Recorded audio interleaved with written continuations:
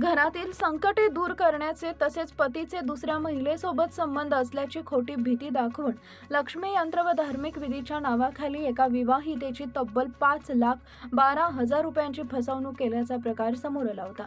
या प्रकरणाचा गंगापूर पोलिसांनी तांत्रिक कौशल्याच्या आधारे तपास करून 3 आरोपींना अटक केली। आरोपींकडून 2,77,000 रुपये रोख आणि 23 ग्रॅम वजनाचे सोन्याचे दागिने असा एकूण 5,12,000 रुपयांचा मुद्देमाल हस्तगत करण्यात आला।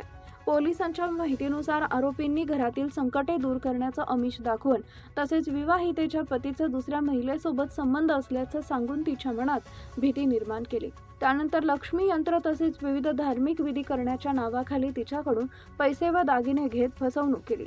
या गुन्ह्याचा तपास ग्रामीण पोलीस अधीक्षक प्रकाश जाधव, अपर पोलीस अधीक्षक प्रशांत स्वामी, गंगापूर उपविभागीय पोलीस अधिकारी निलेश पालवे आणि गंगापूर पोलीस ठाण्याचे पोलीस निरीक्षक सलीम चौस यांच्या मार्गदर्शनाखाली सहाय्यक पोलीस निरीक्षक विठ्ठल झांजुर्णे यांनी केला आहे।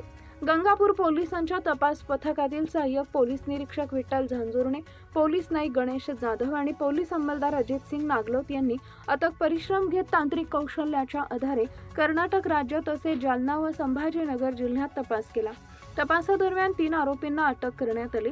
आरोपीकडून 2,77,000 रुपये रोख रक्कम तसेच 23 ग्रॅम वजनाचे सोन्याचे दागिने असा एकूण 5,12,000 रुपयांचा मुद्देमाल हस्तगत करण्यात आला।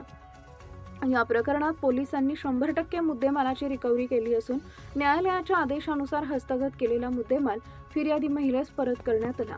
गंगापूर पोलीस निरीक्षक सलीम चौस व त्यांच्या टीमच्या या उल्लेखनीय कामगिरीचे नागरिकांकडून कौतुक होत आहे।